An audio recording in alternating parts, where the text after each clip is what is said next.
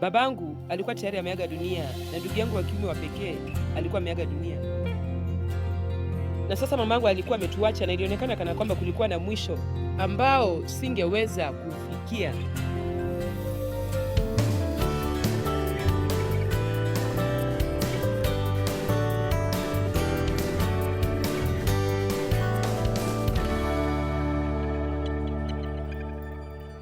Hebu nianze kwa swali. Bila kujali yale yaliyokupata hadi kufikia leo, unapanga kufanya nini na maisha yako yaliyosalia? Utafanya nini na maisha yako yaliyosalia? Je, utaendelea kuombolezea kila kitu ambacho hakikuenda vizuri hapo nyuma, au utaachana nayo na kusonga mbele? Tambua kwamba haya yote sasa ni kitu ambacho huwezi kufanya chochote juu yake, huwezi kukibadilisha. Je, utafanya uamuzi leo? Na yamkini kila siku lazima tufanye uamuzi huu, kuachana na mambo hayo yote na kukaza mwendo kufuata mambo yaliyo mbele. Unajua, nafikiri watu wengine, na pengine zaidi ya tunavyofikiria, ingawa wanaendelea na maisha yao katika jamii, wana kazi, wanaenda kanisani, wanawapa watu tabasamu, wanasema hawana neno, wako tu, hata hawaishi, lakini wako na kama huzuni kiasi katika maisha yao, kutokana na kuvunjwa moyo walikovunjwa na mambo ambayo hayakwenda kama walivyotarajia yatakwenda. Unajua, nafikiri wakati mwingine tunaweza kuzoea kitu sana hivi kwamba tunakivumilia badala ya kukabiliana nacho, kupambana nacho, kuendelea vizuri na kusonga mbele. Leo nitawaonyesha maandiko machache, maandiko ya kuvutia. Andiko moja linahusu Isaka na lingine linahusu Daudi, pale ambapo linasema walikataa kufarijiwa. Na nafikiri wakati mwingine hivyo ndivyo tulivyo pia. Uchungu wetu wa maisha yetu ya awali unaweza kwa kiasi kikubwa kuwa utambulisho wetu. Sasa sisi ni watu hao tu, watu waliopondeka, watu wenye uchungu, ambao mambo haya yote yalitupata. Tumepitia hali hizi za kuvunjwa moyo, na kwa kweli unaweza kuwa ugonjwa mpya, hatari na wa kisasa. Tunapaswa kutambua kwamba Yesu anaweza kutuponya kila mahali panapouma, na kila siku ni siku mpya kabisa. Hasara si kitu isipokuwa mahali pa kuanzia upya. Mnanisikia? Huenda hutaweza kurudi ulikokuwa na kuwa na kile ulichokuwa nacho wakati fulani, lakini nani alisema kile utakachopata siku za usoni si kizuri zaidi? Amen. Nitarudia tena, pengine huwezi kurudi na kurekebisha makosa uliyofanya. Pengine huwezi kurudi na kurekebisha uhusiano uliovunjika. Pengine huwezi kurudi nyuma na kurekebisha kitu kilichotendeka hapa nyuma na kilichokuumiza. Huwezi kurudi na kuwafanya watu wakutendee vile ambavyo ungependa wakutendee. Huwezi kurudi nyuma na kuwafanya wazazi wako wakupende. Mamangu aliaga dunia yapata wiki 3 zilizopita, na ilikuwa ajabu kidogo jinsi nilivyopokea kifo chake, kwa sababu ya unyanyasaji niliopitia nilipokuwa mtoto, na mama kutokabiliana na hali hiyo vizuri. Sikuwa na uhusiano mzuri na ulio sawa na mamangu. Nilimtunza na nilimfanyia mazuri kama nilivyoweza, lakini bado kati yetu hakukuwa na uhusiano mzuri vile. Kwa hiyo pengine sikuwa na baadhi ya hisia ambazo mtu huenda akawa nazo endapo angekuwa na uhusiano mzuri na mama yake alipoaga dunia. Lakini baada ya wiki kadhaa nilijikuta ninapokea kifo cha mamangu kwa njia ya ajabu, na nitazungumzia zaidi kuhusu hilo baadaye kidogo. Lakini moja ya mambo niliyopitia ni hasira, na nikawaza, kwa nini nimekasirika?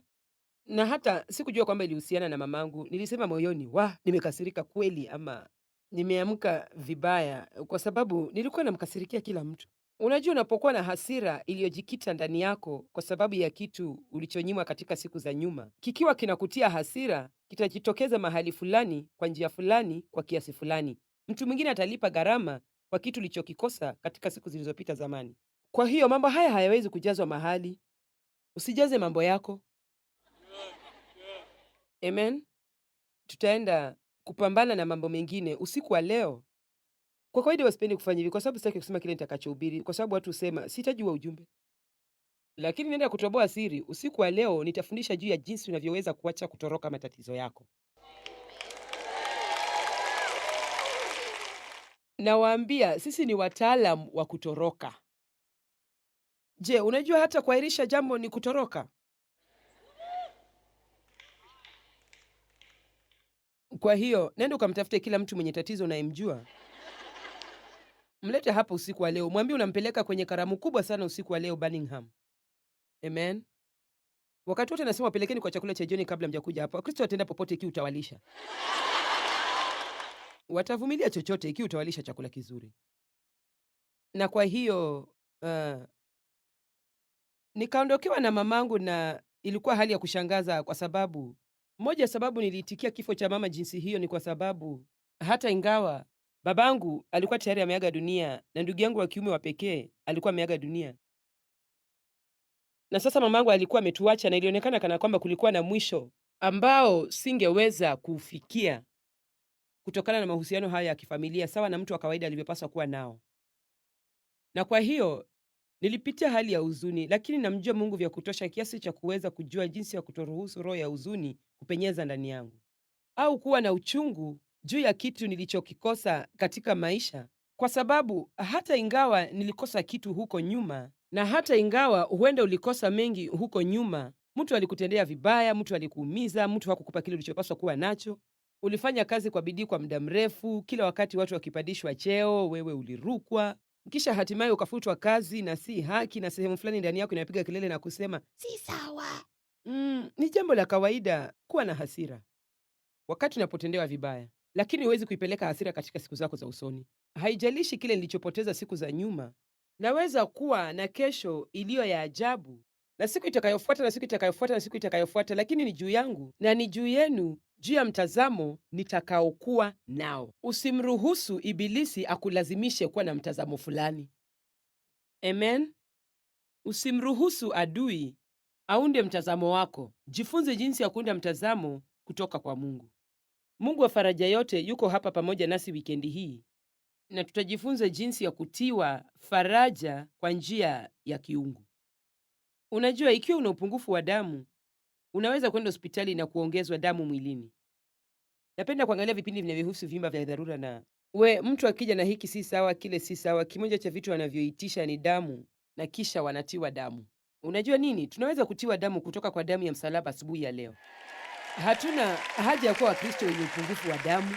Hatuna haja ya kuwa watu wadhaifu ambao wanatembea huku ishara zote za Ukristo zikiwa zimevuliwa. Tunaweza kuzuru hospitali ya Roho Mtakatifu asubuhi ya leo na kusema, nahitaji kutiwa faraja kwa njia ya kiungu. Nahitaji kutiwa uwepo wako kwa njia ya kiungu.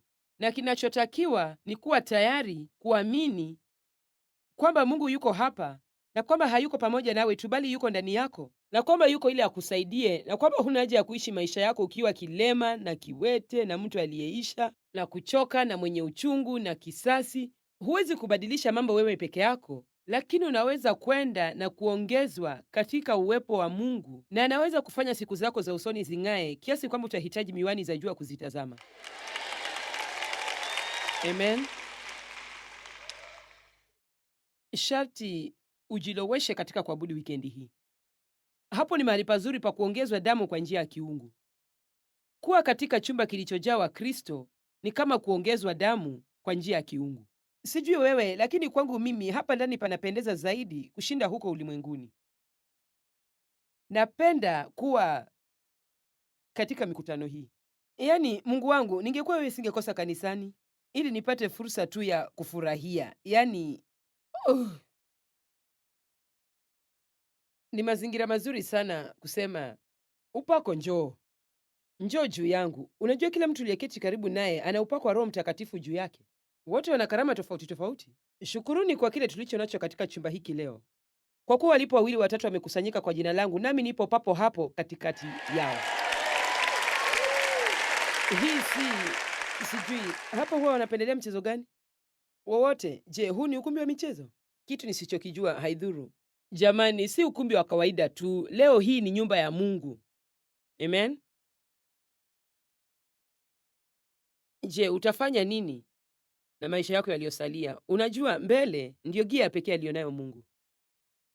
Hakuna gia kurudi nyuma katika gia za Mungu. Hakuna kusimama na kutotenda kitu maisha yako yaliyosalia kwenye gia za Mungu. Kuna kwenda mbele tu. Na tuangalie Luka 9 kuanzia kifungu cha 52. Akamwambia mwingine, nifuate. Akasema, Bwana, nipe ruhusa kwanza niende nikamzike baba yangu, nikasubiri hadi baba age dunia. Akamwambia, waache wafu wawazike wafu wao. Sasa ninaposoma maandiko haya siongelei juu ya wapendwa walioaga dunia, kwa hiyo msinielewe vibaya. Lakini kile ambacho Yesu anajaribu kusema hapa ni kwamba tunahitaji kuacha kutumia muda wetu wote kwa mambo ambayo hayana uzima ndani yake kwa ajili yetu, kwamba hatuwezi kufanya chochote kuhusu hilo kamwe, na tunahitaji kuendelea na maisha. Amen. Hivi majuzi nilisoma kauli fulani ninayoipenda: ishi wakati uko hai na usife hadi uwe umekufa. Jamani, ishi wakati uko hai na usife hadi uwe umekufa. Fanya uamuzi leo kwamba utafurahia siku zako unazoishi katika maisha yako yaliyosalia, na utamruhusu Mungu kukupa kila kitu ulichopoteza, kwamba utakuwa na maisha mazuri maradufu yenye baraka ya ziada kwa sababu ya uchungu wako wa siku zako za nyuma.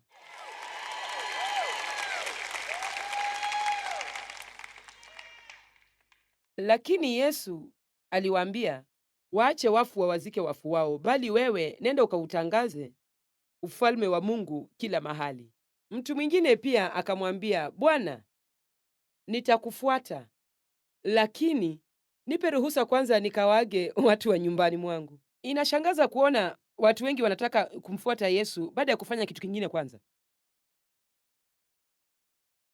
Sawa, kwa hiyo tutachukulia kwamba kila mtu hapa ndani anamwamini Yesu Kristo, lakini unangojea nini ndipo uweze kujitoa kabisa?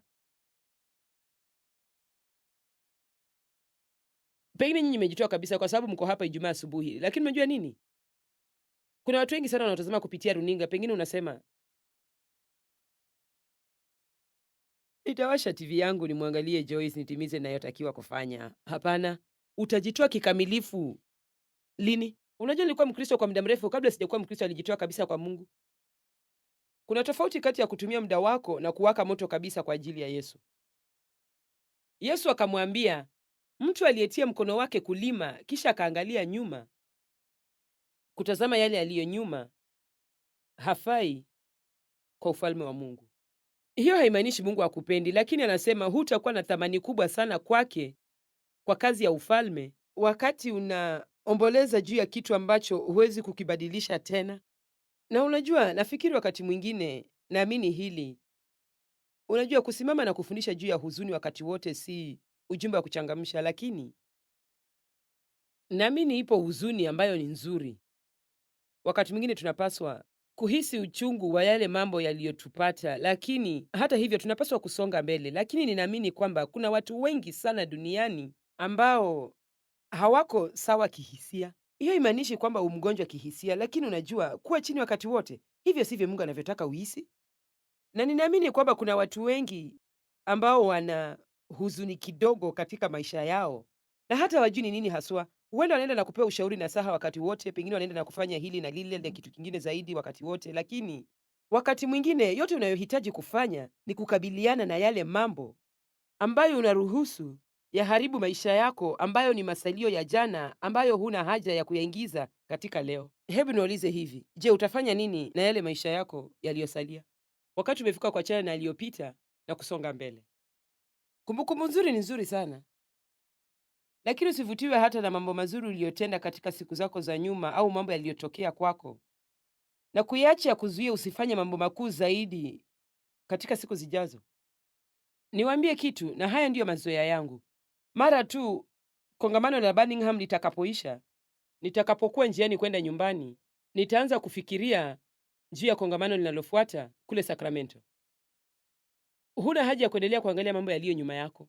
Haijalishi tunaandaa makongamano mangapi makubwa na tumeona mambo ya ajabu yakitendeka. Ninachosema ni kwamba tulikuwa na mikutano mikubwa sana ya Injili kule India, mambo ambayo ni kama, oh, Mungu wangu, kweli huu ni mkutano mzuri sana. Lakini unajua nini? Kila kitu leo ni kizuri zaidi kushinda kitu kilivyokuwa jana, kwa sababu kile cha jana hakiwezi kunipa uzima isipokuwa kunipa kumbukumbu nzuri, lakini siku ni hii Bwana amefanya. Nitaishi hii siku kikamilifu, nitajiingiza ndani mzima mzima. Sijui, pengine inaweza kuwa siku ya mwisho ya mimi kuishi, pengine Yesu atarudi usiku wa leo, sote tutaenda nyumbani. Kwa hiyo na tuifanye siku ya leo kuwa siku ya kusisimua sana, na tuifanye kuwa siku kuu. Amen. Unajua, katika Luka 17:32 kuna andiko la kuvutia. Ni maneno matatu tu, nadhani karibu na kifungu chenye maneno mawili tu kinachosema Yesu akalia, ndicho kifungu kingine kifupi zaidi, na kinasema tu mkumbukeni mkewe Lutu. Sasa sijui mnamjua kiasi gani juu ya mke wa Lutu, lakini alikuwa uh, Sodomu, wakati Mungu alipoiangamiza miji ya Sodomu na Gomora, miji miovu sana, na walikuwa wanaishi katikati ya uovu huu, na Mungu alikuwa anaenda kumwangamiza kila mtu, lakini akasema angeiokoa familia ya Lutu. Lakini alitoa agizo la kuvutia sana: mtakapokuwa mnatoka, msiangalie nyuma. Aliangalia nyuma na akageuka nguzo ya chumvi. Sasa nimewahi kuzuru huko na wakatuonyesha nguzo ya chumvi ambayo wanasema ni mke wa Lutu. Sijui kwa kweli kama ni yeye kweli au la, lakini unajua ni kama kipande kikubwa cha jiwe, na naona wengi wetu tunakuwa hivyo, tukiwa tumekwama mahali, tukiwa tumeganda safarini, hatuwezi kwenda mbele kwa sababu huwezi kuona unakoelekea ikiwa wakati wote unaonekana hivi.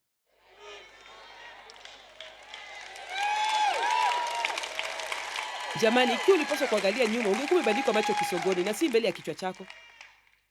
Hatuna macho yote huko nyuma, kwa hiyo limepita hilo, limeisha, mambo yake yamekwisha. Gia ya Mungu ya pekee ni kwenda mbele. Amen. Hii ni siku inayosusimua. Kutoka 14:15. Bwana akamwambia Musa, mbona unanililia mimi? Waambie wana wa Israeli waendelee mbele.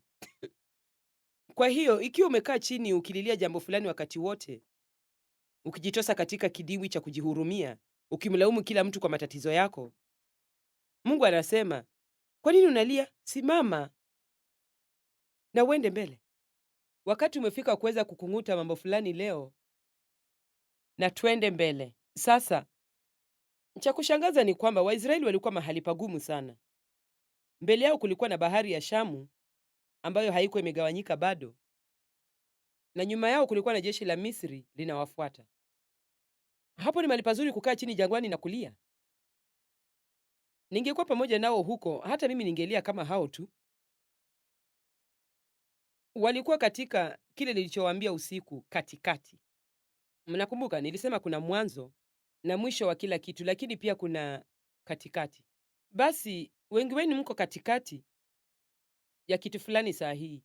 Mnatoka kwenye kifungo, mnaelekea kwenye ushindi.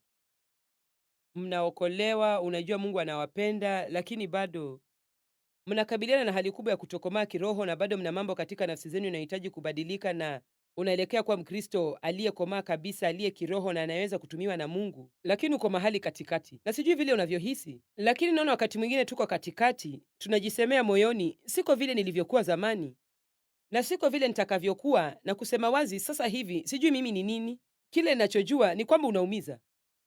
Je, kuna mtu anaelewa hilo? Huwezi kurudi ulikotoka, huwezi kwenda mbele, umekwama hapo na uchungu wako. Na lazima uwe mwangalifu sana, usiwe na mtazamo wa kukata tamaa na kuacha na kukaa hapo mahali pamoja. Mnajua nilikuwa nafikiria nini? Nafikiria wakati mwingine tumeona gari likikwama matopeni.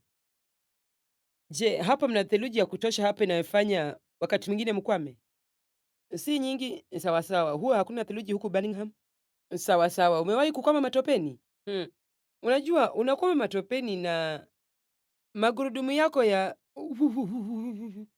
na nafikiri wakati mwingine hivyo ndivyo ilivyo maishani mwetu. Tunajiingiza katika mambo ambayo hatuwezi kufanya chochote juu yake. Sasa nisikilizeni. Acha kujaribu kufanya kitu ambacho huwezi kukifanya na uanze kufanya mambo yale unayoweza kufanya. Mnanisikia? Acha kujaribu kufanya kitu ambacho huwezi kukifanya. Siwezi kuwabadilisha watu na kuwafanya wawe kama mimi, lakini naweza kwenda mbele na kutumaini kwamba Mungu atanipa kibali zaidi maishani mwangu na kunipa watu zaidi ambao watanipenda na kunitendea kama vile Mungu atakavyo wanitendea.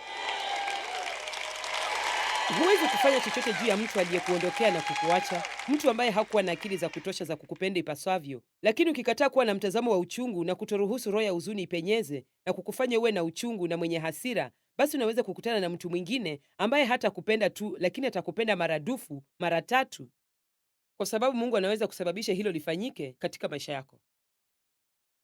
Unajua, nilikuwa nimeolewa kabla niolewe na Dave Meyer. Niliolewa na jamaa fulani na tukaishi sote miaka mitano, na alikuwa akinitesa, alikuwa akitembea na wanawake wengine.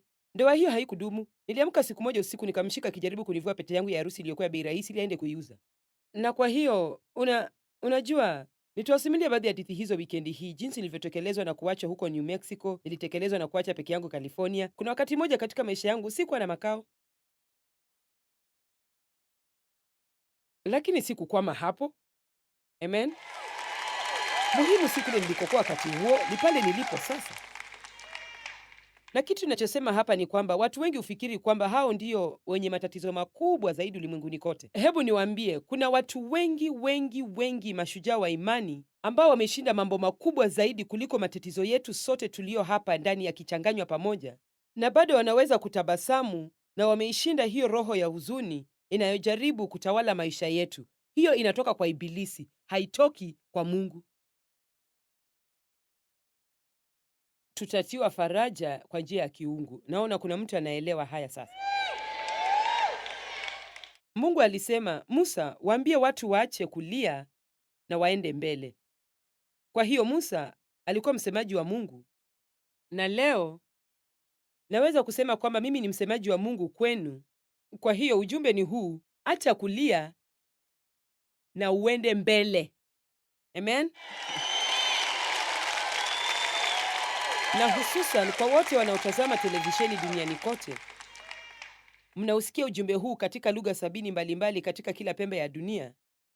Na neno la Mungu kwako leo ni hili: acha kulia na uende mbele. Amen. Na hisi nira zikivunjwa.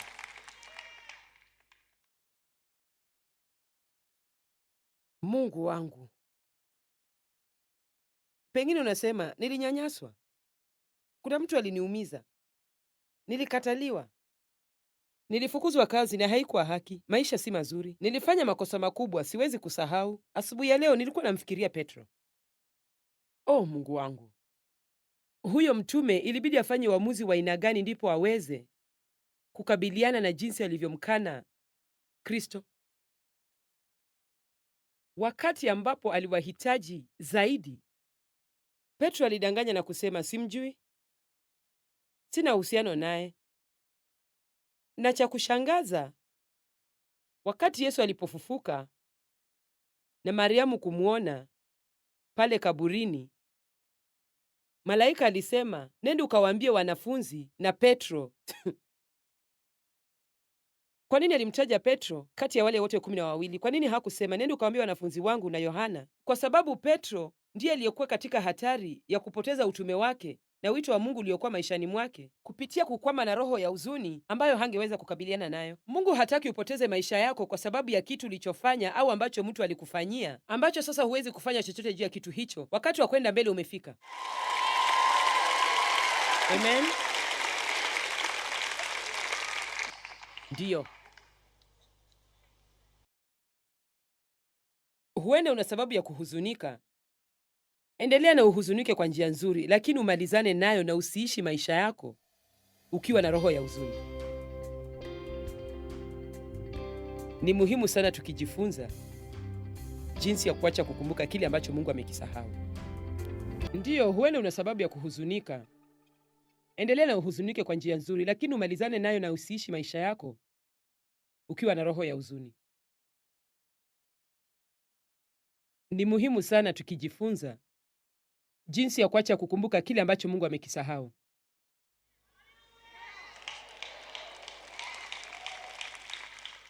Sahau yale uliyotenda. Sahau kile ambacho hujakifanya. Sahau yale uliyotendewa na watu.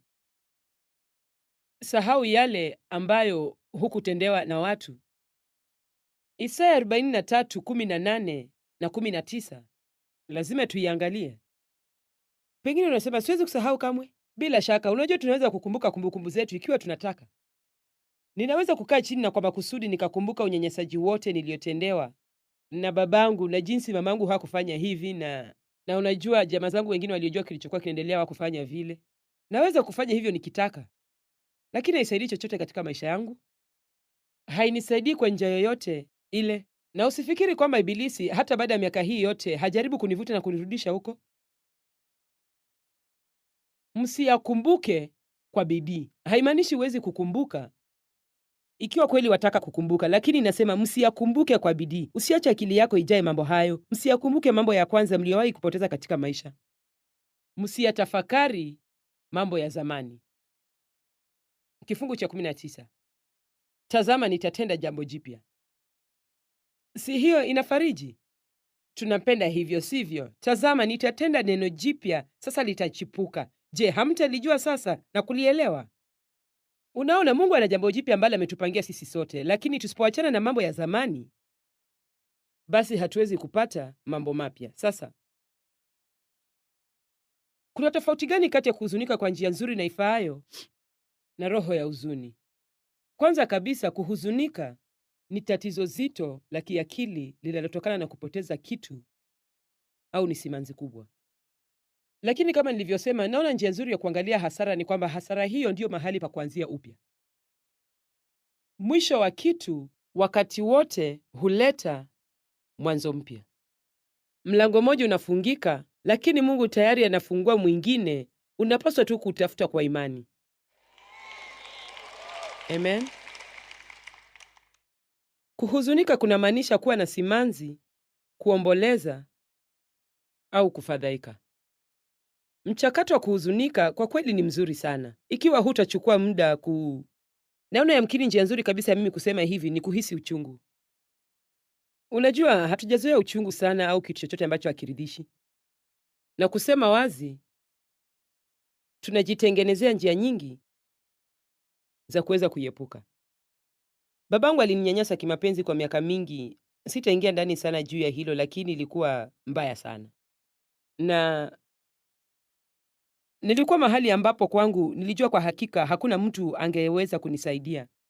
Wale watu wachache niliowaendea nao hawakutaka kuhusika, hawakutaka kunisaidia, na nikatengeneza mpango wa nitapona. Unajua, wakati mwingine ikiwa huwezi kupata msaada wote, unapiga bongo na kufanya uamuzi, nitapona. Lakini kile utendeka wakati mwingine unapofanya hivyo ni kwamba ugumu fulani huja nafsini mwako. Unakuwa karibu na kwanza tabia ya kujifanya kila kitu kiko sawa. Bwana sifiwe, sikuhitaji. Nani anakuhitaji? Sikuhitaji mtu yeyote. Jambo ambalo si kweli.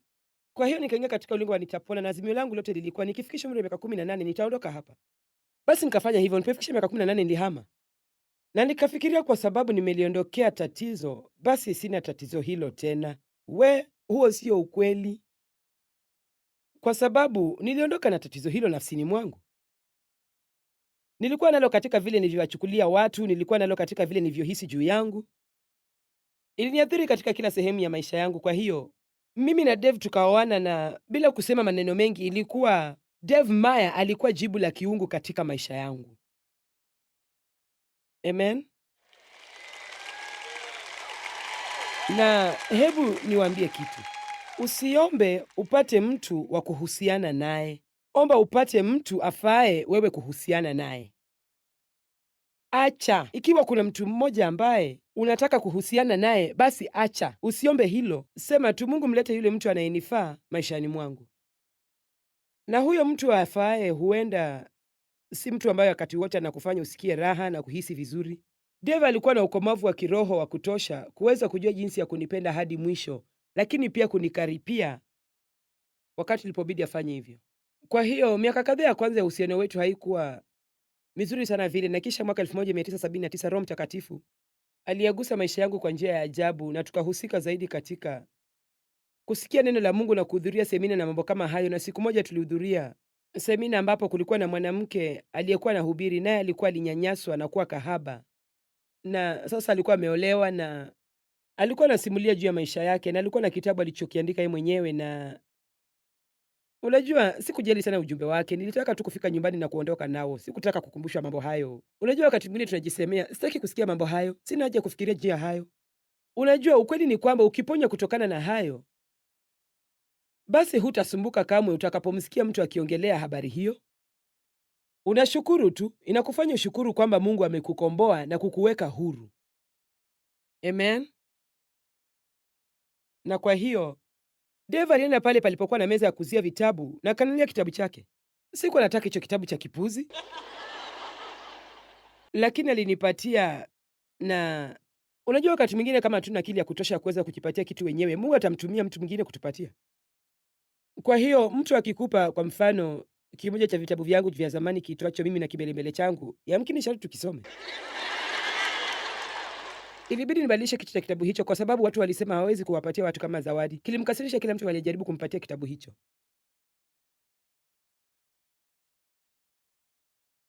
Kwa hiyo nilikaa chini siku moja na kitabu kilikuwa kimelala pale, nikakichukua na kufungua ukurasa wa kwanza, na akaanza kuzungumzia kwa kina habari za utoto wake, na yaani yale aliyosimulia yalifanana sana na niliyopitia mimi. Ungedhani ni fotokopi ya kitabu changu. Nilichukua kitabu hicho na nikakitupa upande wa pili wa chumba, na nikapaza sauti na kusema, sitasoma kitabu kama hiki, kwa sababu nilipoanza kukisoma nilianza kuhisi uchungu ambao sikuwa nimemwachia Mungu aushughulikie, kwa sababu nilikuwa nimeujaza ndani. Amen. Na ni katika wakati huo ndipo nikasikia Roho Mtakatifu akinena na maneno mawili moyoni mwangu, wakati umefika. Sasa naamini ninapofundisha ninaongozwa na Bwana katika wakati ule ninapofundisha. Na kwa hiyo nataka nimwambie yote aliye katika chumba hiki na nahitaji hii, na hususan yale mamilioni ya watu wanaoangalia kupitia TV ulimwenguni kote na wanaoangalia kupitia kwa vyombo vingine. Wengi wenu, neno la Bwana kwenu leo ni wakati umefika.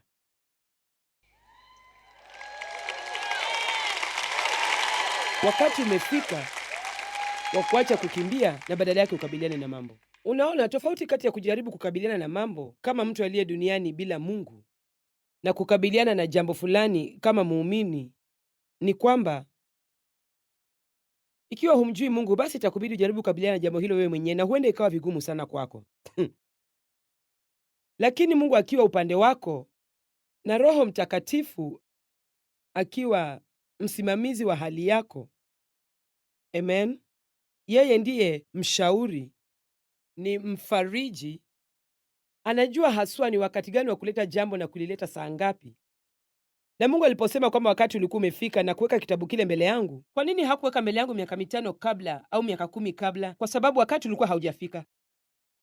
Sikuwa tayari, sikuwa na nguvu za kutosha, singekuwa nimepitia yale niliyokuwa nayo na kuvuka vizuri. Unajua, njia pekee ya kutokea ni kupitia. Njia ya kutokea si kukwepa au kutoroka au kupuuzilia mbali. Njia pekee ya kutokea ni kupitia, na kupitia wakati wote maana yake ni uchungu. Yaani kunamaanisha hivyo. Hivyo ndivyo mchakato wa kuhuzunika ulivyo. Unahisi uchungu, na Mungu ametengeneza mfumo ambao unaweza kuuhimili ikiwa unajua mambo mbalimbali yaliyotokea na mpangilio wake wa kutokea. Kwa kawaida, wakati kitu kigumu sana kinapotokea, awamu ya kwanza ya huzuni huwa ni mshtuko. Siwezi kuamini. Katika gari letu tuna shock absorber. Gari la mume wangu lina shock absorber nzuri sana. Unapogonga tuta barabarani, wakati hukujua kuna tuta, huwezi kusikia chochote. Lakini mwahi kuwa katika magari ambayo kila unapogonga tuta dogo barabarani unahisi kana kwamba matumbo yako yatachomoka nje. Na Mungu ametengeneza shock absorber katika maisha yetu. Nakumbuka mjomba alipokufa, shangazi yangu alikaa siku kadhaa akisema, siamini kamwe, siamini kamwe, siamini kamwe. Unajua, hatimaye nilipoanza kukabiliana na hali mbaya ya maisha yangu ya nyuma, na kwa kweli kuanza kutambua vile wale watu waliopaswa kunipenda hawakuwepo kwa ajili yangu. Yaani, nawaambia sielewi kamwe. Sijui jinsi watu wanavyoweza kufanya mambo yale wanayowafanyia watu wengine, lakini lazima niseme kwamba naamini watu walioumizwa huwaumiza wengine vile vile. Siamini kwamba watu hao siamini kwamba watu wengi hukusudia kuwa wabaya na waovu. Nafikiri kuna kitu ndani yao kinachowaumiza na kinachowafanya waumize wengine, na ikiwa unaweza kuamini hayo, basi ni rahisi kwako kuwasamehe na kuendelea na maisha yako. Na siwezi kulaumiwa kwa yale wanayotenda, nawajibika tu kwa jinsi nitakavyoitikia yale wanayotenda. Najua hiyo ni kama kusema sipendi hivyo, sipendi kule mambo haya nakuelekea, sitaki kukabiliana na hili. Lakini angalia, ikiwa hutaki kukabiliana na jambo hili, litakabiliana nawe maisha yako yote. Amen. Sina kitu chochote maalum kinachoendelea katika maisha yangu sasa hivi ninachoweza kusema kinanihuzunisha, lakini hii inanisaidia. Ilinisaidia kuelewa kwamba nilipohisi hasira hiyo wiki moja iliyofuatia kifo cha mamangu, hiki ni kitu kilichotokea bila kutarajiwa. Hata sikujua. Mara ya kwanza nilidhani kulikuwa na homoni ndani zangu zilizokuwa zikielekea mahali kusikofaa. Hiyo ni ikiwa nilikuwa na homoni zozote zilizobaki, na sidhani ninazo, lakini unajua na nilipoanza kuomba kuhusu jambo hili, nashangaza yale unaweza kugundua wakati unapoomba. Nilipoanza kuomba nikisema, nina shida gani? Ndipo Mungu akanionyesha kitu ambacho sidhani ningekuwa nimekiona kamwe, na ni kwamba nilikuwa napitia kipindi fulani cha hasira kwa sababu ya hatima ya sasa ya kujua kwamba sitapata kile binti anapaswa kupata kutoka kwa mamake. Wangapi miongoni mwenu mlikuwa na wakati mgumu wakati mlipokuwa mnakuwa, mlipitia mambo ambayo hayakuwa mazuri vile? Na unajua nini? Watu wengine hata hapa ndani unaweza kupata roho ya huzuni na unaweza kukaa nayo maisha yako yote. Inaweza kuwa nembo yako ya kitambulisho. Mimi ni mwathiriwa, niliyejeruhiwa na kutendewa vibaya. Usiwahi kujiita mwathiriwa wa chochote tena. Wewe si mwathiriwa wa chochote, wewe ni mwana wa Mungu. Amen. Na Zaburi 27:10 inasema, hata baba yangu na mama yangu wakiniacha, bali Bwana atanikaribisha kwake. Lakini nilifurahi sana kuona kwamba kuitikia kwangu kulikuwa kuzuri. Haikuwa makosa, kile nilichokuwa nahisi hakikuwa makosa, lakini ingekuwa makosa kwangu kuendelea kuwa nayo. Na naweza kuambia, ikiwa hutaondoa baadhi ya mambo hayo yanayokuudhi, ikiwa hutayashughulikia baadhi ya mambo hayo na kuyatatua na kujifunza kupata faraja ya kiungu, basi itaathiri na kuharibu kila kitu unachojaribu kufanya katika maisha yako. Na hiyo haimaanishi kwamba maisha yako yote yatakuwa mabaya, lakini hayatakuwa vile yangalivyokuwa. Jamani, nimesema hayatakuwa vile yangalivyokuwa kama ungekuwa umeshughulikia mambo hayo. Je, utafanyia nini maisha yako yaliyosalia? Unajua, nimejifunza kwamba Ibilisi hawezi kuniibia kitu ikiwa niko tayari kukitoa na kukipanda kama mbegu. Katika siku za kwanza za huduma yetu, mara ya kwanza tulipokuwa kwenye televisheni, moja ya stesheni ambazo tulirusha vipindi ilikuwa ghali sana. Tulikuwa kwenye runinga hiyo mara moja kwa wiki. Ulikuwa ni wakati ule ule ambao tulikuwa na watazamaji wengi, na unajua wakati wote unatumia pesa kama uwekezaji kabla hujajipatia watazamaji ambao watawasiliana nawe na kuanza kukusaidia kulipa hizo gharama za televisheni. Na wakaamua wanataka kutumia muda huo wa kipindi chetu kufanya mambo mengine. Kwa hiyo kama mchezo, wakafutilia mbali kandarasi yetu na wakatuondoa hewani. Niliumia sana. Wakati huo nilikuwa mwanamke mchanga katika huduma, na hiyo ndio ilikuwa stesheni yetu nzuri kabisa. Tulikuwa na nikajisemea, hapana, mbona wamefanya hivyo? Unajua, mara kwanza nilisema moyoni, nini tena? Kisha nikakasirika. Kuna mchakato katika haya yote. Ni kama unatoka kwenye kitu kimoja na kwenda kwa kingine. Unayakasirikia, unamkasirikia Ibilisi, unajikasirikia mwenyewe. Je, kulikuwa na kitu nikachoweza kufanya?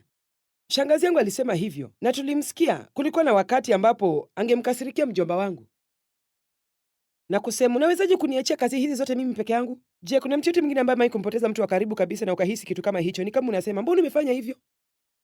Sasa angalieni, hiyo inaonekana kama jambo la kushangaza kwamba unamkasirikia mtu aliyefariki, lakini ninachosema ni kwamba unahisi uchungu sana mpaka unasema, unawezaje kunifanyia hivi? Na hiyo ni sawa kwa pale ulipo, hiyo ni sehemu ya huo mchakato, lakini lazima uachane nayo. Na ikija kwa mambo ya kumkasirikia Ibilisi, unajua nilimkasirikia babangu kwa muda mrefu, na nilipotambua kwamba Ibilisi juu kuna siku mwanaume aliyevalia pajama nyekundu na akishikilia uma wa nyasi. Hiyo ilitokana na siku ya Halloween, na kwamba kweli lengo lake ni kuua, kuiba na kuharibu, na kwamba kwa kweli alikuwa anafanya kazi kisiri, akipanga kila kitu kilichoniumiza utotoni. Basi nikamkasirikia Ibilisi. Lakini utamfanya nini? Huwezi kumharibia jina, huwezi kumpiga makonde. Unawezaje kumlipiza Ibilisi? Ndipo nikagundua siri. Warumi 12:21, ushinde ubaya kwa wema. Leo namlipiza Ibilisi kwa yale yote aliyonitendea katika utoto wangu. Leo nina fursa ya kuwafundisha watu jinsi ya kutoruhusu huzuni kukita mizizi ndani yao. Nawafundisha katika zaidi ya lugha 70 ulimwenguni kote. Hili linasisimua sana. Ninashinda uovu kwa wema leo. Pengine unasema huenda sitapata fursa ya kufanya kile unachofanya. Acha nikwambie kitu. Ukitoka nje, ikiwa unaumia na utoke nje na ukusudia kuwa baraka kwa mtu mnayefanya kazi pamoja, basi unamlipiza Shetani. Naamini hii ni moja ya siri kubwa katika neno la Mungu. Njia pekee unayoweza kushinda uovu ni kwa kutenda mema, na ndiyo njia nzuri zaidi duniani ya kukuwezesha kupata furaha na kupokea uponyaji kamili maishani mwako. Usipoteze muda wako ukikaa na kumchukia mtu kwa kitu ambacho huwezi kukibadilisha. Mungu ana mipango mizuri kwa ajili ya maisha yako na kwa ajili ya maisha yangu. Kumbukumbu la Torati 34 kifungu cha 8. Wana wa Israeli wakamwombolezea Musa katika uwanda wa Moabu siku 30. Basi siku za maombolezo ya matanga ya Musa zikaisha. Sasa hiki ni kitu cha kushangaza katika neno la Mungu, kwa sababu chini ya sheria, na hatuishi chini ya sheria, kwa hiyo hakuna mtu anayekupa siku 30 ya kuomboleza na kusahau matatizo yako, lakini kuna ujumbe mzuri hapa ambao Mungu aliwapa watu siku 30 za kuomboleza. Unaweza kuhuzunika jinsi upendavyo kwa muda wa siku hizi 30, lakini zitakapoisha, basi Mungu alitarajia waendelee mbele. Katika kimoja cha vitabu nilivyoandika, nina hadithi ambayo siwezi kuikumbuka kwa kina vizuri, kwa hiyo natumaini sitaisimulia vibaya sana, lakini inahusu kabila fulani la watu walioishi ndani ya msitu mahali fulani, na mtu akaenda huko na kuwa mishonari miongoni mwao, na kimoja cha vitu walivyogundua na kilichokuwa cha ajabu na watu hawa, ingawa walikuwa na vitu vingi ambavyo vingekuwa vimewaudhi, walikuwa wamenyang'anywa na kabila lingine na vitu vyao vilikuwa vimechukuliwa vyote. Walikuwa na furaha sana na hawakuwa na uchungu, hawakuwa na kisasi, lakini walikuwa na hiki kitu kimoja ambacho walifanya katika utamaduni wao, ambapo wakati walipopata hasara, walipompoteza mpendwa wao, wakati kijiji chao kilipovamiwa na majambazi, walikuwa na nyumba ndogo kama hema hivi, na kwa hiyo ikiwa kitu kibaya sana kingetokea kwangu, basi ningeenda mahali hapo na wangeimba ili kuondoa uchungu wao. Walibadilisha uchungu kuwa wimbo. Naumia sana, sidhani naweza kuvumilia, nitalia mpaka lini? Sidhani naweza kuvumilia hali hii kwa siku moja zaidi. Nimekasirika sana kiasi kwamba nahisi kana kwamba ninaweza kummeza mtu. Hii ni hadithi ya kweli, na wangekaa huko ndani na kufanya hivyo, wakitoa hisia zao na kuutoa uchungu wao, kuhisi uchungu wao na kisha kuutoa wote mpaka wahisi kwamba wamekuwa huru kabisa. Kisha wangetoka na kuendelea na maisha yao. Usijijaze vitu. Wakati tulipoteza ule muda wa televisheni, nadhani kilikuwa kipindi cha mabadiliko kwetu. Pengine unasema, wasema nini? Nilikuwa nimekaa kanisani siku moja baada ya hayo kutokea. Nilikuwa wakati wa kutoa sadaka. Chombo cha sadaka kilikuwa hapa chini mwisho, kikiwa tayari kupitisha upande wetu, na nikahisi Mungu akisema nami moyoni, nataka utoe ile stesheni ya TV katika chombo cha sadaka.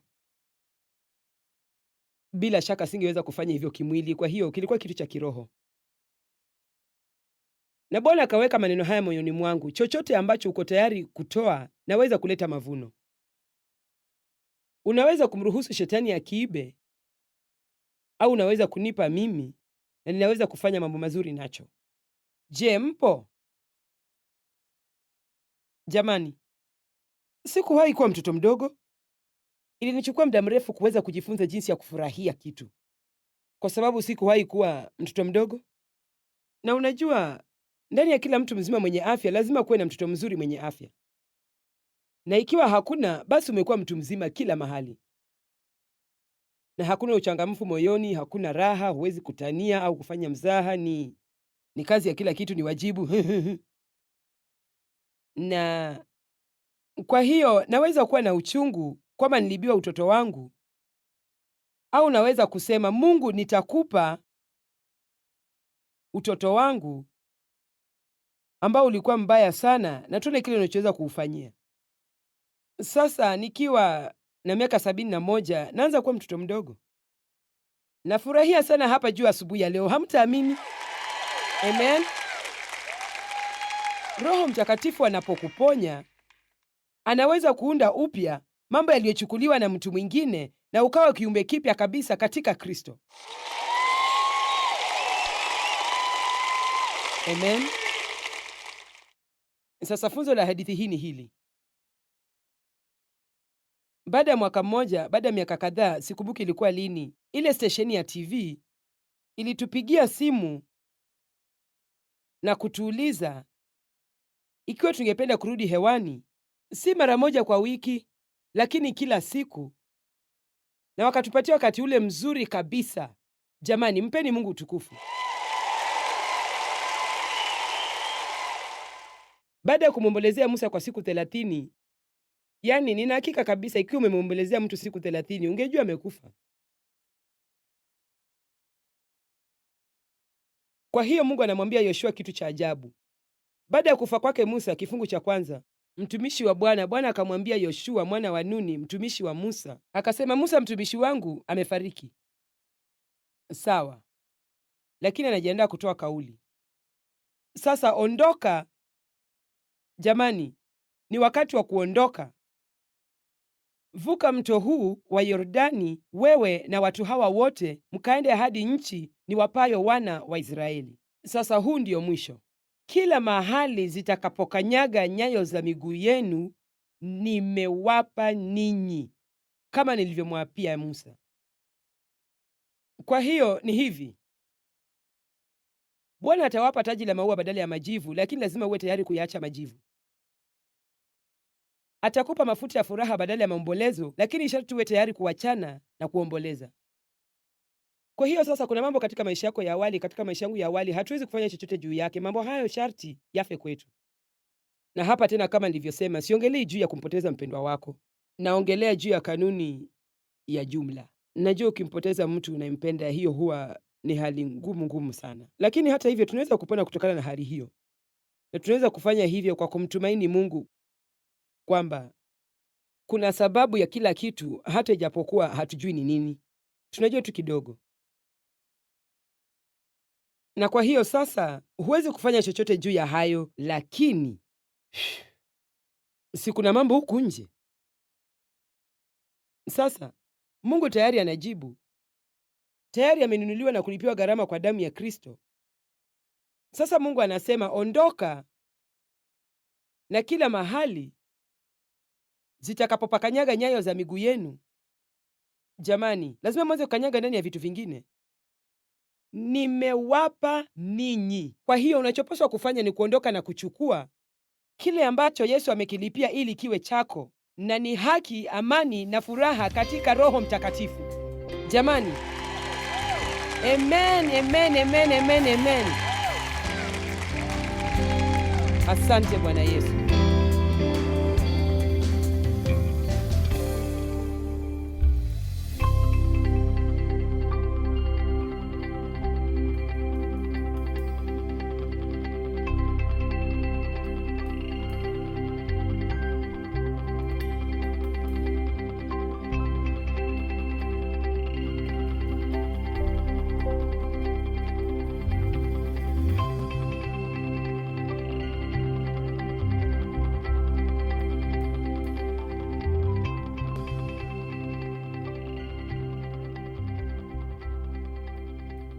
Gharama za kipindi hiki zimelipwa na marafiki na wabia wa Joyce Meyer Ministries.